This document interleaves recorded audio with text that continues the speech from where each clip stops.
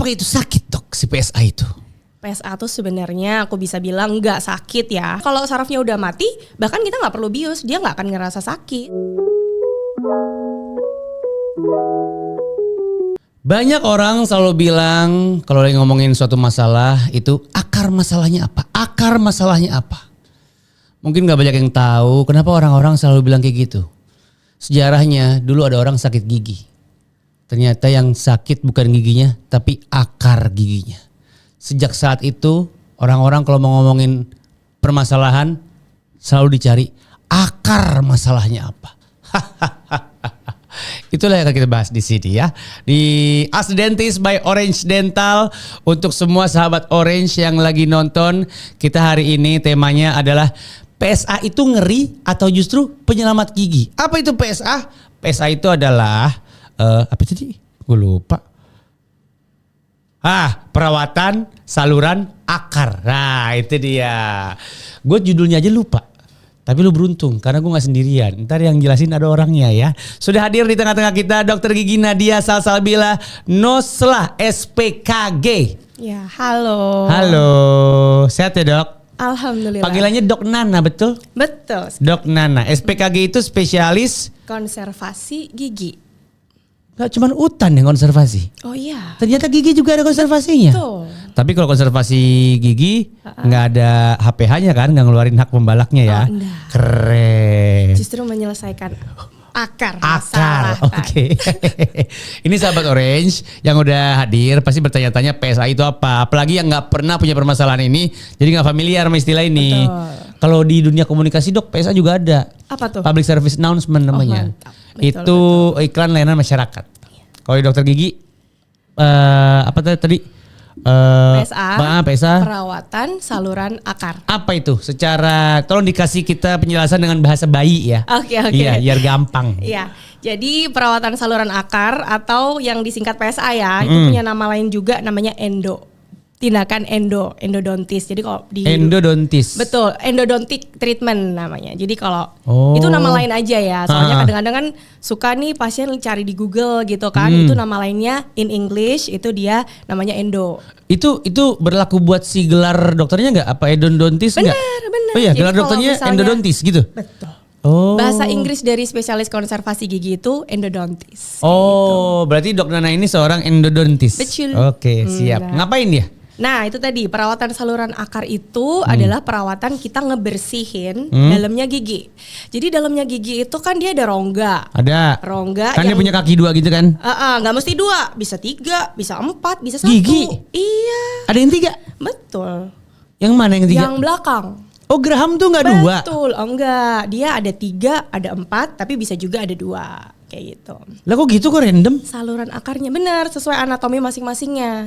Jadi rongga di dalam gigi itu kan nyambung sama si saluran akar tuh. Saluran akar yang mana? Yang kaki.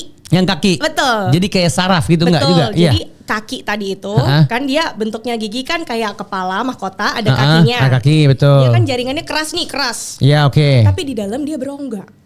Oh gitu. Betul, jadi rongga di dalam itu isinya jaringan lunak, itu ada saraf, pembuluh darah kayak gitu.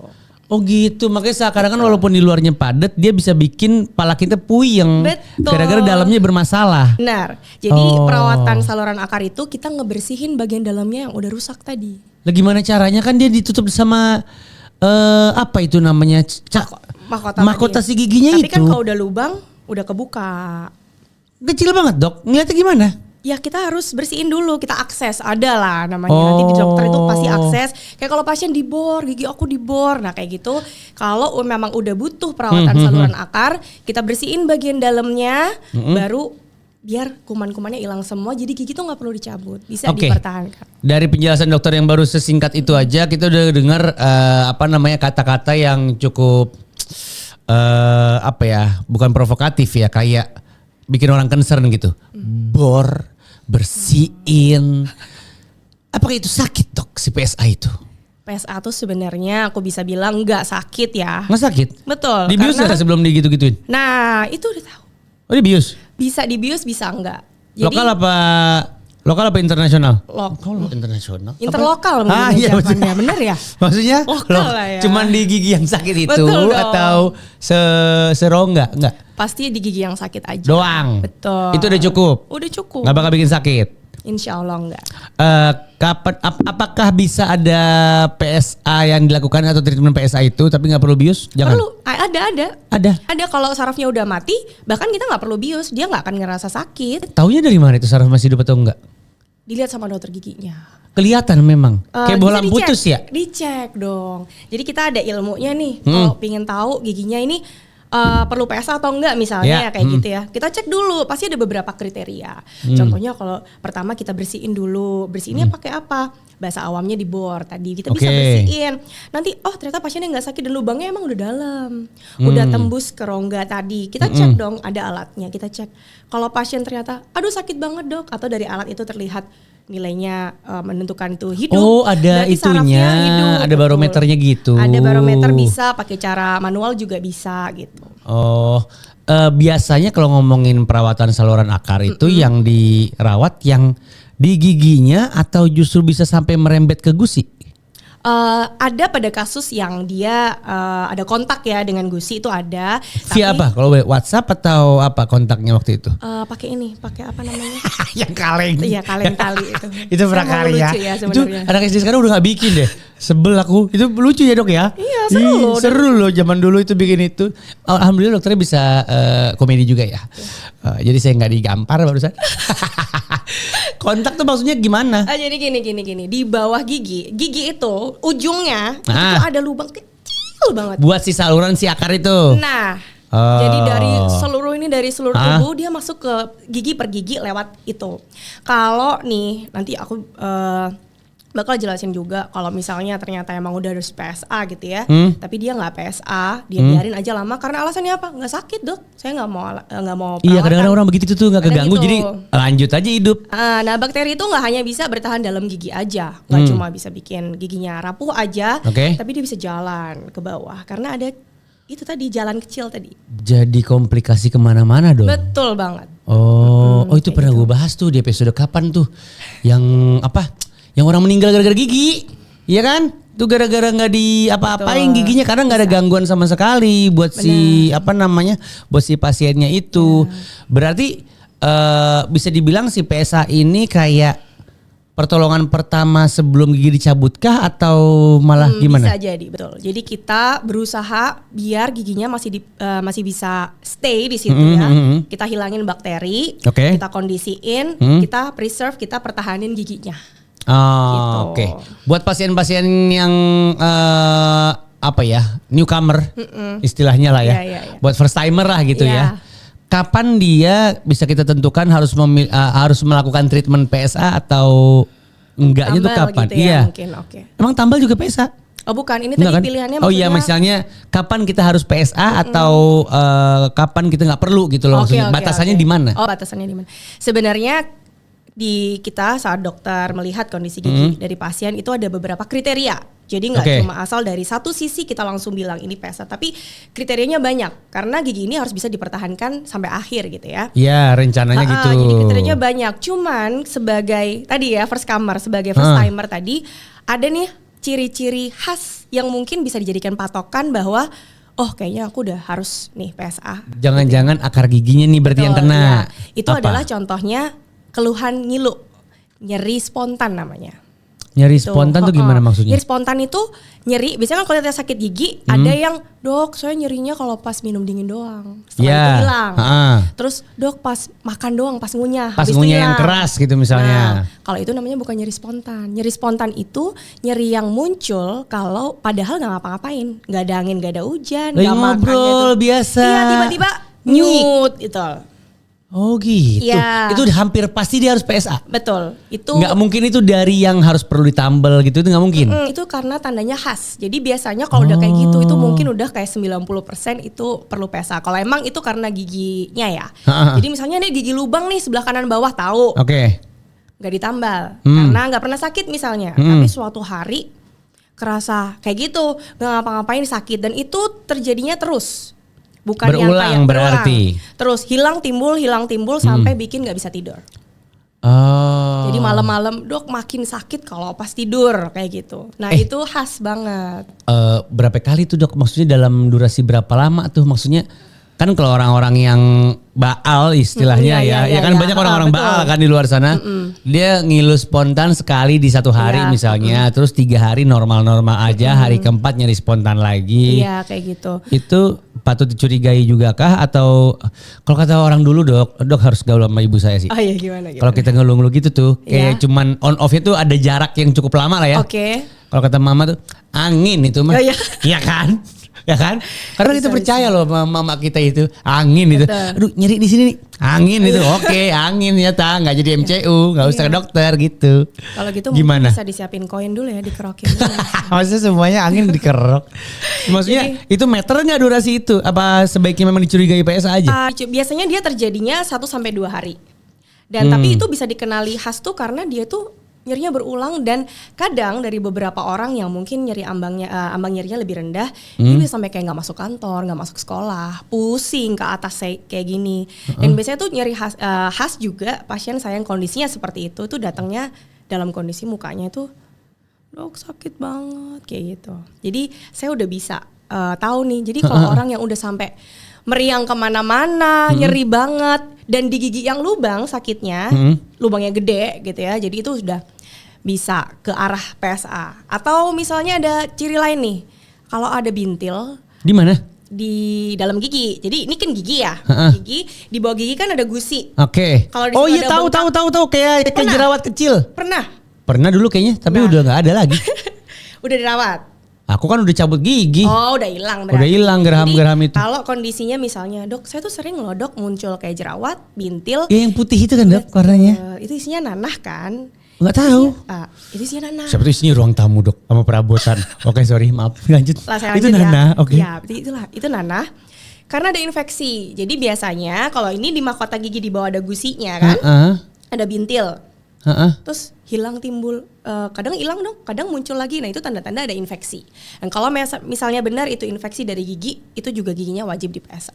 Tapi bukannya itu juga ada kecenderungan ke arah sariawan dok, enggak ya? Sariawan nggak mungkin bikin bentol putih gitu? Enggak, beda. Karena seingat aku dalam timeline hidup gue gitu ya sahabat Orange, ada sih sekali atau mungkin 2 kali ngelihat di bagian mana, tapi gue pikir itu sariawan. Enggak ya?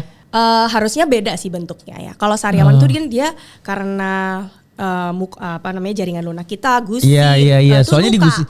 Iya, tapi kan soalnya tempatnya sama-sama di gusi ini dan biasanya emang di bawah gigi itu. Iya. Tapi dia biasanya kalau udah kayak gitu tuh biasanya jarang yang kondisinya giginya sakit. Jadi biasanya dia kerasanya ada bintil tapi nggak sakit dok. Cuma keluar ada cairan asam. Nah itu tanda-tanda ada infeksi dan itu perlu di PSA giginya. Perlu di PSA? Betul. Udah hampir pasti ke situ arahnya? Iya betul. Oke. Kalau misalnya ada yang punya kasus gigi berlubang, nggak ditambal, nggak ada sakit. Itu gimana? Masih mungkin itu ada PSA-nya atau udah pasti cuman gimana ya? Urusan tambelan sama PSA tuh gimana sih jadi hubungannya? Oke. Jadi gini. Jelasnya ya, gigi nih kalau giginya lubang, iya tapi belum sampai kena ruangan tadi tuh. Si yang saraf isinya saraf itu. darah. Oh, makanya nggak sakit gara-gara itu. Masih ada pelindungnya kan.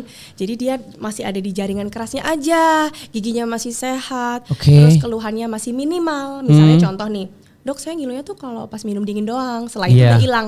Nah itu kemungkinan besar 90% masih bisa hanya ditambal saja. Tapi kalau udah kena si rongga, itu baru ada perhitungannya nih, ada beberapa kriteria. Besar lubangnya ke rongga tadi berapa, keluhannya gimana. Nah kalau udah parah, udah masuk ke rongga saraf, nah itu perlu PSA. Berarti kalau ada gigi berlubang, nggak ditambal-tambal sama sahabat Orange gitu misalnya. Ya sebenarnya kalau concern dari point of view dokter gigi, tinggal nunggu waktu aja dia sampai ke saraf tuh. Karena sebaiknya ditambal gitu kan? Ya, jadi kalau misalnya udah tahu nih gigi lubang, terus ke dokter gigi langsung ditambal, otomatis bakterinya kan sudah dibersihin dan ditutup. Jadi lubangnya nggak lanjut. Tapi kalau nggak ditambal, lubangnya lanjut jadi PSA.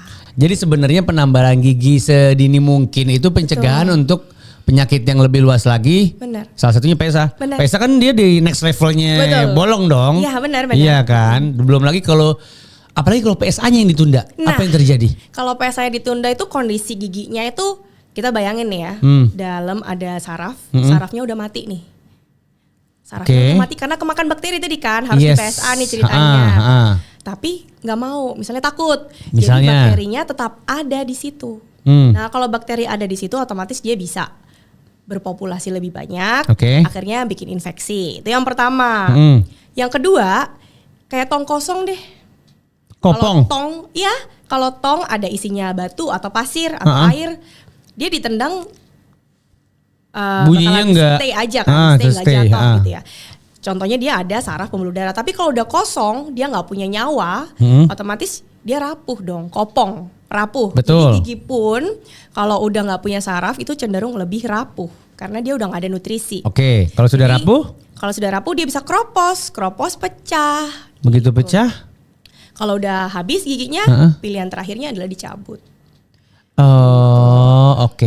Berarti sebenarnya ini ujungnya itu untuk menyelamatkan gigi ya si PSA ini ya.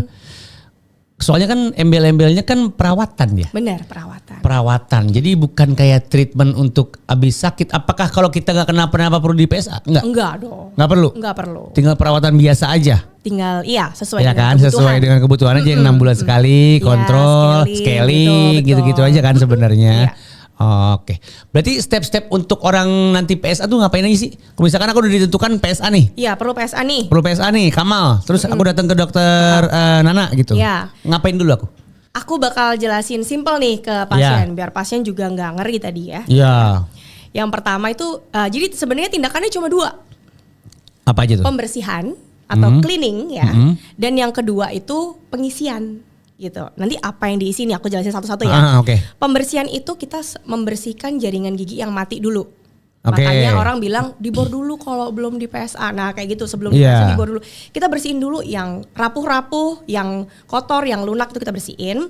Setelah itu kita baru kalau udah nemuin saluran akarnya udah kelihatan, kita bersihin si saluran akarnya satu persatu. Tiap gigi punya jumlah saluran akar yang berbeda-beda. Depan itu biasanya 1. Habis itu semakin ke belakang semakin banyak saluran akar. Si kakinya ngaruh gak jumlah kaki sama jumlah saluran akar? Ngaruh? Gitu. Jadi kalau gigi depan kan kakinya cuma 1 ya. Iya, cuman saluran akarnya 1. Kalau ke belakang di geraham dia biasanya ada 2, 3 atau 4 kayak gitu. Tapi dok maaf intermezzo itu mind blowing buat aku loh. Ternyata akar gigi atau kaki gigi tuh bisa beda-beda kayak randomly aja numbunya berapa nggak tahu, gue baru tahu. Karena kemakan iklan odol ya. Gitu. Iklan odol kan semua kaki gigi 2. Iya kan? Jadi biasanya kadang kalau enggak 2 itu tapi dia ada yang gabung gini. Tapi salurannya di dalam tetap ada 2. Ada yang pisah. Kayak gitu. Jadi kalau kita dokter gigi ada anatomi standarnya. Tiap orang tapi beda-beda. Kayak gitu. Lanjut. Setelah dilakukan pembersihan per kan, akar gigi itu. Betul. Jadi mungkin orang-orang kalau yang udah pernah PSA ya. Itu pasti tahu kayak saya dibersihinnya kayak pakai jarum-jarum gitu dok. Kayak gitu. Nah itu sebenarnya dia bukan jarum, itu dia namanya file, dia juga nggak begitu tajam. Kita bersihin satu persatu, itu yang agak membutuhkan waktu. Dok, simulasi dok. Oke, sip. Ini gigi nih. Ya. Kita gini aja. Ini biar, jadi ketahuan nih nggak ada isinya. Maaf ya, emang gimmick doang nih produser-produser gue kampret. Nih apa namanya kaki? Gak bisa dong, gak bisa kayak gitu. Nggak, aku cuma pengen tahu si jarum itu kemana ntar. Gini aja deh. Ini lubang saluran akarnya gimana? Jadi giginya gede. Giginya gede. Terus ini ada saluran akar sini, bos sini. Sini nih. Bos ini diambil. Minum gue diambil sama dokter. Ini ya. Jadi misalnya anggap aja ada 2 saluran akarnya ya. Ini giginya gede nih. Gede, ini gigi nih. Meja nih gigi nih. Ini gigi nih. Terus ini saluran akar nih 2 kaki ceritanya. Udah ketemu nih 2. Jadi nanti kalau udah ketemu kita bersihin atasnya dulu kan. Bersihin. Setelah itu kita udah nemu nih. Ada 2 nih. Saluran akar ini pintu saluran akarnya nih. Terus kita masukin. Ya udah kita masukin aja gini. Si jarum itu dari sini? Ini jarum itu barusan? Iya dari atas. Gitu. Terus gitu. Dibersihin, tapi dia bukan jarum ya. Iya maksudnya yang dia mereka yang sahabat orang sering ngira kayak jarum. Dimasukin dan dia tuh fungsinya untuk membersihkan dinding dan menciptakan ruangan gitu. Ruangannya biar rapi. Oh ya Allah, dibubut ini kalau mesin mah dibubut guys. Ya ini gampang jadinya dibubut. Oke, terus dia juga bantu untuk ngangkat si sisa-sisa jaringan yang udah kotor tadi, udah rusak. Itu akan keangkat, kemudian kita semprot, kita bersihin. Iya, aku kebayang tuh pasti ada penyemprotan nih. Tapi nggak disemprot gitu sih. Biasanya kita beberapa tetes terus digetar gitu. Jadi nanti namanya itu irigasi gitu ya. Kita dibersihin pakai cairan tertentu gitu. Habis itu kalau udah dikeringin, udah bersih nih. udah dibersihin pakai cairan, dikeringin. Kalau udah kering baru nanti terakhir kita isi dengan bahan pengisi tadi step kedua itu, pengisian namanya. Apa itu namanya? Itu beda sama yang buat nambel? Oh beda, karena Beda. ini kita masih fokusnya di akar gigi ya, kan giginya masih gede ke atas nih, si mahkotanya. Akarnya kita isi. Jadi tadi yang saluran akar yang tadinya isinya pembuluh darah, saraf, udah hilang. Sekarang kopong nih saluran akarnya, Oke. kita mampatkan isi dengan suatu bahan. Oh itu tetap hilang tuh. Si pembuluh dan kawan-kawannya iya, itu jelas. kalau memang sudah rusak emang udah pasti di take out, ibaratnya Harus gitu. diambil, betul. Aku pikir itu cuman kayak diobatin. Oh enggak. Nggak bisa. Enggak, betul. Jadi makanya seperti kita ngambil nyawanya dia tapi raganya dipertahanin gitu. Oh gitu, ya ampun. Guys, sahabat Orange, tubuh itu nggak bisa berulang, bro. Lo dikasih sama Allah tuh satu bagian, ternyata ada beberapa yang nggak bisa disembuhkan, akhirnya harus dihilangkan, diganti dengan bagian yang lain gitu ya. Betul. Jadi kita tetap mampatin biar giginya kompak nggak kopong. Iya betul. Yang penting dia jejak dan solid. Benar. Gitu kan? Iya betul. Oke. Itu by the way kita udah masuk tahap kedua belum sih? Kedua, udah. Tadi udah pengisian ya. kan. Pengisian Baru itu. nanti biasanya PSA itu pasti akan diikuti dengan penambalan atau kita bahasanya bilang restorasi. Jadi penambalan atau pakai crown gitu. Jadi dia berpasangan pasti dengan penambalan. Oh, oke. Gitu. Terus setelah kita melakukan PSA, apakah kita hidup seperti biasa saja? Betul. Atau ada sesuatu yang hilang juga? Mandatorinya dari dokter gitu deh, jadi Toto udah punya pantangan lah, apalah nggak ada.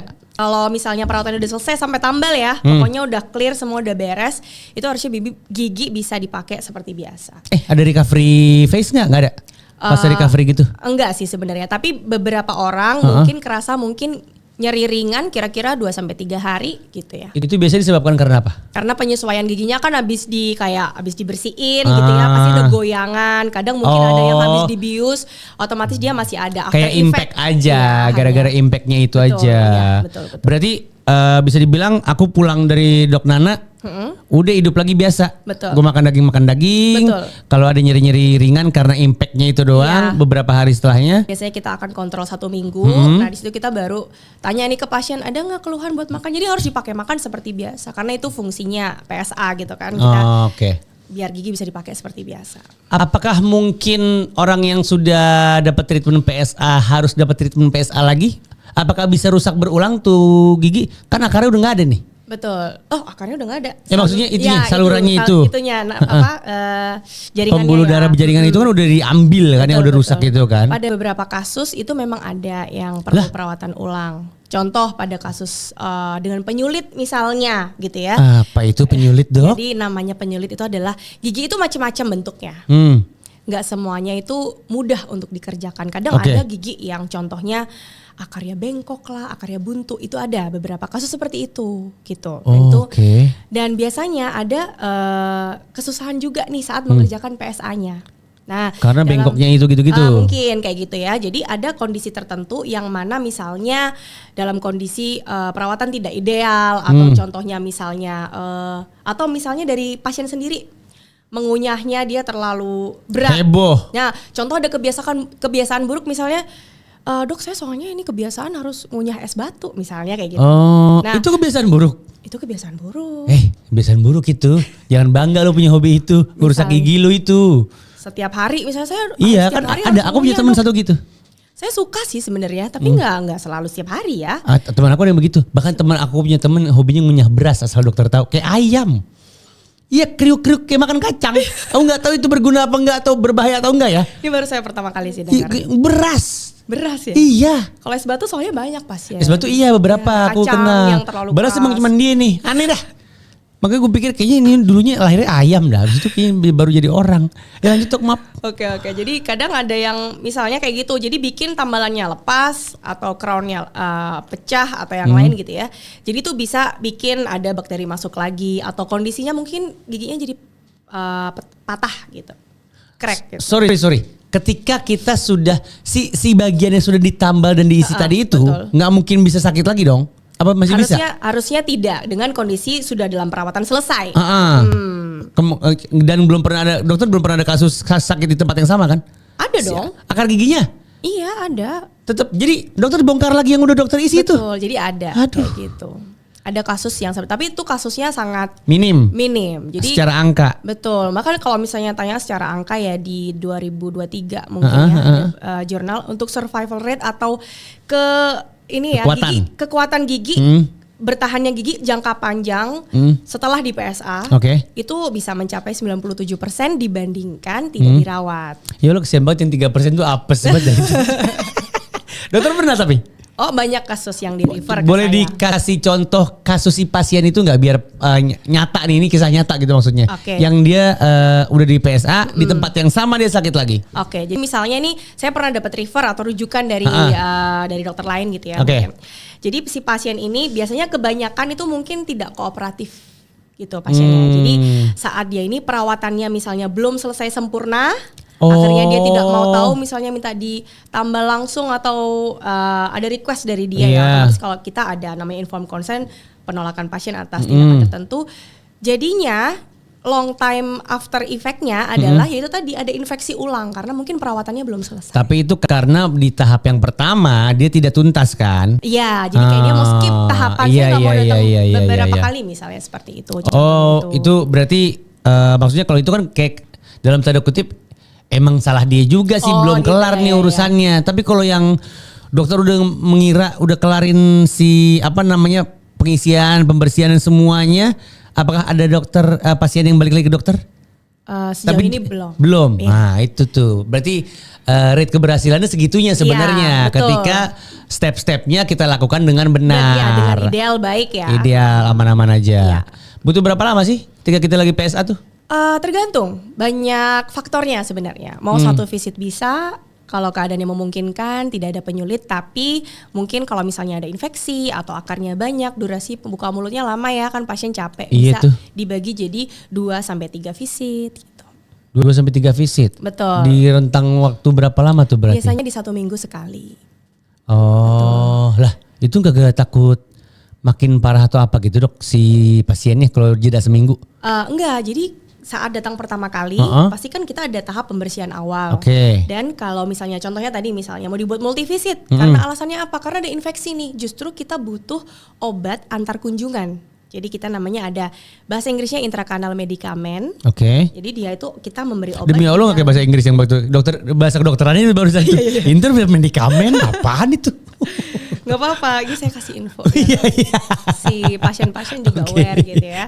Jadi di dalam saluran akar itu setelah dibersihkan tahap awal, kita beri obat yang bisa bekerja selama 1 minggu tadi. Jadi kita justru butuh obat itu bekerja selama 1-2 minggu sebelum akhirnya kita selesaikan si perawatannya. Misalnya contohnya ada infeksi tadi. Itu kayak buat ngurang-ngurangin bunuh-bunuh bakteri gitu-gitu kali ya? Betul. Iya, betul ya. ya. Betul. Jadi dia akan antibakteri, terus nyerang mengatur gitulah. pH kayak gitu. Karena kalau dokter gigi, aku beberapa kali kan kayak akrab sama antibiotik atau kayaknya antibiotik deh seingat aku. Bisa butuh antibiotik. Iya kan, bisa butuh antibiotik kan. Ya. Itu. Iya ngomong-ngomong soal si akar gigi yang penyulit-penyulit itu, aku baru ingat. Waktu aku kan cabut bungsu udah 4-4-nya. Oke. Ada satu bungsu yang bandel buat nggak kecabut-cabut. Ternyata akarnya gini dok. Nah. Jadi di satu gini, yang kirinya gini. Wah itu nyangkut parah sih. Betul. Itu salah satu penyulit juga. Itu penyulit juga, berarti kan akarnya ngikut badannya dong. Betul. Bengkok dia. Jadi misalnya kondisi kayak gitu tuh, misalnya saya ngepesain gigi Mas Kamal yang itu.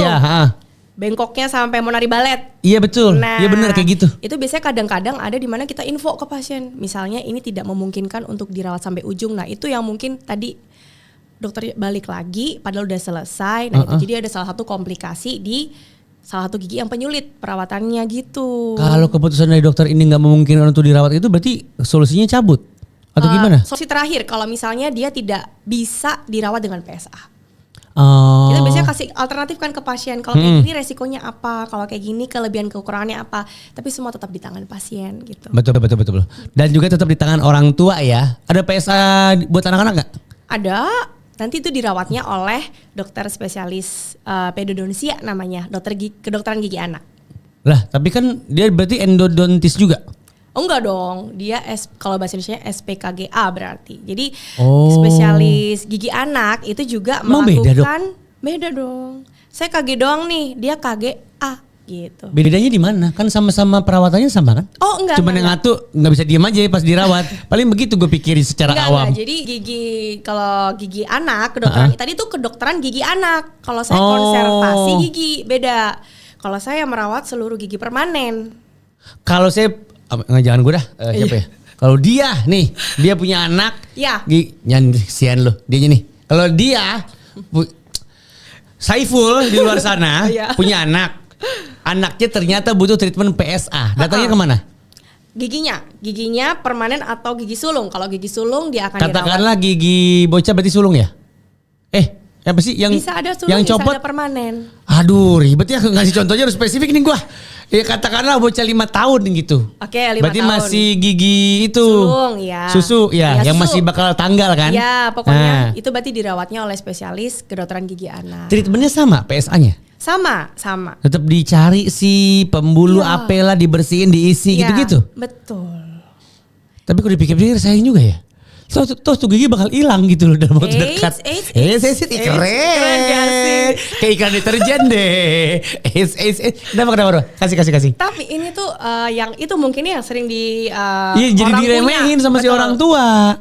Dia biasanya dokter gigi anak itu punya ini ya, setelah dia lihat giginya nih, dia akan memperkirakan nih giginya ini tanggalnya kapan sih? Iya. Mau berapa tahun lagi? Atau mungkin ini mah 1 bulan lagi gitu ya.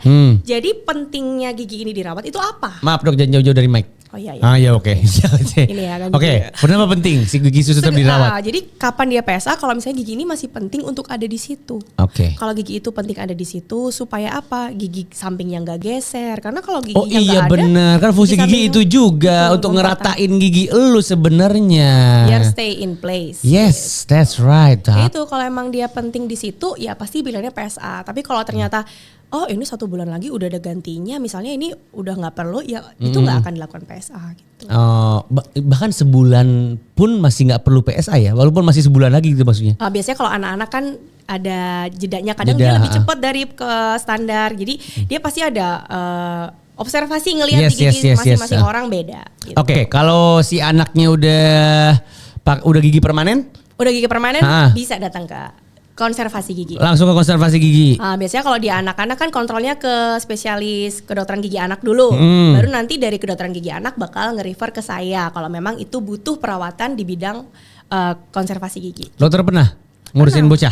Pernah. Permanen atau susu? Permanen. Tantangannya apa dibanding yang dewasa? Oke. Menarik nih pertanyaannya. Iya dong, pasti. Gimana? Jadi gini, kalau anak-anak tuh seringnya gini, contohnya misalnya gigi depannya habis jatuh. Oh iya sih. Habis jatuh, terus kemudian dia karena mungkin nggak ada keluhan yang berarti, akhirnya nggak dirawat. Nah, salah satu hal yang ngefek ke gigi kalau kita jatuh kena benturan keras, itu kalau gigi masih pertumbuhan adalah akarnya nggak berhasil menutup. Nggak ngerti maksudnya apa tuh? Oke, jadi gini.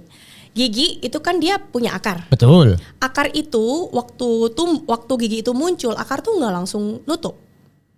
Nutup apa sih? Yang ketutup gimana nutupnya? Jadi akar kayak toko ada tutupannya. Jadi gini, gigi itu kan dia waktu tumbuh di luar itu terlihat seperti mahkota normal seperti gigi kita. Iya, oke. Tapi di dalam akarnya itu tuh belum jadi sebenarnya. Sampai ke atas belum ada. Betul. Jadi cuman dia sampai mana dong?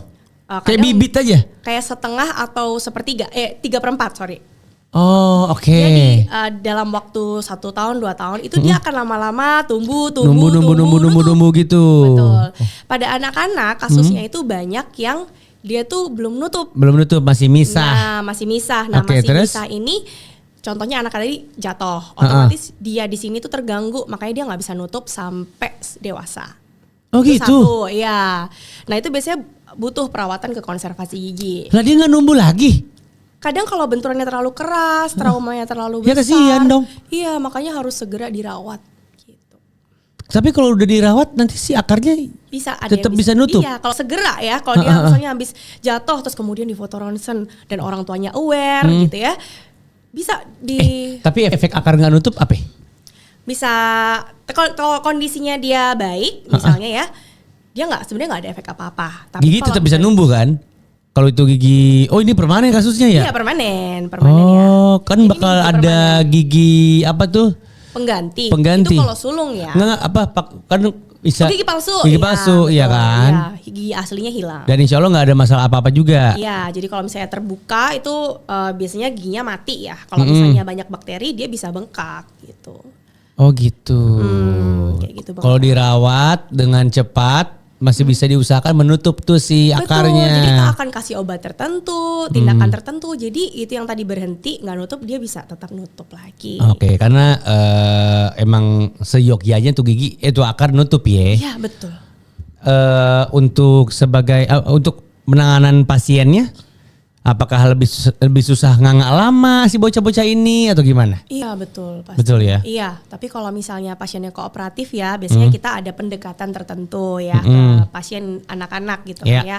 Jadi biar dia lebih happy. Jadi mungkin visitnya nggak akan dibuat satu visit juga, karena mungkin visit pertama dia akan kita kenalkan dulu, nggak langsung tindakan yang terlalu lama gitu. Jadi pasien bisa lebih nyaman juga sama kita. Iya, kalau emang ada beberapa visit emang biasanya yang nggak nyaman cuma orang tuanya sih dok. Kayak karena nyeret-nyeretnya setengah mati. Wah kesono lagi gitu iya, ya. kesono. Aduh, gue harus nyeret. Karena si anak udah pasti nurut, iya. Maksudnya bisa dipaksa, tapi maksanya itu effort banget aja. Terus begitu anaknya tahu dia harus visit lagi juga agak-agak sulit, kebayang-bayang pasti untuk dokter gigi itu. Tugas dokter juga sih, biar bikin bisa menyenangkan nih perawatan. Oke, di sini kita udah bahas tadi salah satu yang perlu diperhatikan buat sahabat Orange juga ya. Ciri-cirinya ngilu spontan. Betul. Lo nggak ngapa-ngapain, kalau lo tahu-tahu ngilu bagian gigi lo dimanapun itu lo patut dicurigai PSA. Harus dirawat, harus dibersihkan karena nggak tahu level kerusakannya seperti apa, ya kan? Berarti cuma itu doang pegangan kita ya, nggak ada ciri-ciri yang lain. Ada tadi yang bintil tadi. Oh ya, bintil yang kayak jerawat kecil di gusi yang mepet banget sama gigi ke mahkota, Nggak mepet, dia di bawah. Oh jauh? Nggak begitu jauh juga sih ya. Tengah lah ya. Iya. Kayak ngomongin lokasi properti nih kita jadinya. Padahal kita ngomongin gigi, ya pokoknya nggak begitu jauh. Ya. Itu juga patut dicurigai lo di bawah PSA gitu. Untuk lo yang ngerasa mungkin durasi antar ngilu itu cukup lama, tetap harus dicurigai. Betul. Itu PSA. Ada kasus yang gini nggak sih? Giginya udah nggak sakit, tapi efeknya masih ada. Demamnya masih ada, pala pusingnya masih ada, tapi mungkin awalnya mereka ngilu, tapi mungkin nggak tahu deh saking parahnya si giginya udah nggak sakit tapi badannya masih belum beres. Ada nggak begitu? Nggak deh. Biasanya si sakit ini tetap konstan. Iya, sakitnya itu tetap konstan, tapi biasanya kalau yang tadi aku bilang sakit spontan itu mungkin ada kebanyakan pasien juga yang nggak langsung bisa nunjuk gigi ini dok gitu, tapi rasanya tuh di sekitar situ sakitnya kayak gitu. Oh biasanya seperti itu. Oke. Ada lagi nggak dok kalau ngomongin PSA, terutama untuk orang-orang awam nih yang patut diwaspadai juga lah intinya? Iya. Sebenarnya ini sih, kalau misalnya ada gigi berlubang itu segerakan konsultasi aja. Jadi kita nggak bisa kan, aku aja buat ngeliat gigiku sendiri pasti ada kesulitan ya gitu. Ya kan. Jadi, dokter gigi pun berobat ke dokter gigi kan? Betul. Iya, masa ngerawat sendiri agak susah loh itu. Iya, kalau tindakan kayak gitu pasti susah juga. Jadi kalau misalnya ada gigi berlubang itu segera konsultasi nih sebelum nanti misalnya kita kan sebenarnya menghindari PSA ya. Kalau misalnya masih ada tambal aja gitu. Tapi kalau misalnya emang ternyata benar udah PSA, mungkin buat teman-teman yang takut dok di PSA misalnya teman aku ada yang sakit, teman aku enggak, jadi kan ada ragu ya. Iya betul. Nah itu menurut aku pertama konsultasi dulu ke dokter. Konsultasi kan maksudnya dia nggak ada tindakan apa-apa, misalnya dok saya pengen konsultasi dulu. Konsul dulu aja. Gak masalah. Jadi ke dokter tuh nggak harus yang langsung tindakan, bisa konsultasi. Terus yang kedua juga cari tahu, mungkin dari podcast ini juga bisa kan ya. Yes. Apa sih pentingnya biar gigi itu dipertahanin? Kadang ada orang yang, dok gigi saya sakit banget, cabut aja dok, cabut aja. Kayak gitu. Saya juga gitu. Iya. Saya pikir. Karena belum lihat podcastnya Orange. Kan gue host ya padahal. Mbah Lul emang di host. Iya, bener juga. Dok gimana sih dok? Cabutnya kapan? Apaan? Cabutnya kapan? Enggak, kalau yang bungsu. Enggak bicara bungsu ini mah. Ya udah next ya. Jadi tadi. Enggak, maksudnya point of view orang-orang segitu meremehkannya kepada gigi. Betul. Aku sejak jadi host ini aku baru sadar bahwa gigi itu fungsinya banyak buat stay in place tadi, kerapatan, terus saraf segala macam gitu-gitu. Sendi juga. Bahkan dulu orang-orang remehin ompong didiemin aja. Betul. Betapa bahayanya ompong itu untuk kesehatan rongga mulut lu. Kalau ada gigi nganggur dia makin lama makin keropos, betul kan? Betul. Semua gara-gara gua jadi host di Ask the Dentist Orange Dental itu kece. Iya gitu. Jadi nggak boleh ngeremehin ya guys. Sahabat Orange seperti itu. Kalau ada apa-apa tinggal cari dokter Nana aja atau dokter-dokter favorit lo di Orange Dental lah. Kalau dokter Nana nih soalnya kan ini by domisili ya guys. Kamu di mana, Dok? Kalau aku di Kebayoran sama Bintaro. Oh, Kebayoran sama Bintaro. Dokter Jaksel bro, asoy. Oke, Dokter Nana terima kasih banyak. Ya. Pencerahannya. PSA ternyata gak segitu mengerikannya, tapi gak boleh diremehkan segitunya juga. Betul. Ya, karena komplikasinya bisa berat banget, bahkan selain gigi lo akhirnya bisa dicabut pada akhirnya. Kalau udah dicabut rempong bro. Gak balik lagi. Iya nggak balik lagi, plus untuk kesehatan rongga mulut lu harus pakai gigi tiruan. Betul. Iya kan jadi panjang urusannya. Mendingan PS aja dulu ya. Kalau mau dokter Nana ke Kebayoran atau di Bintaro di cabang Orange Dental. Terima kasih banyak untuk semua sahabat Orange. Nanti kita akan hadir lagi di Ask the Dentist by Podcast Orange Dental ya, dengan bahasan-bahasan yang berbeda juga tentu saja ya. Because everyone deserves to smile. Kamal pamit. Dokter Nana pamit juga. Dadah. Bye-bye.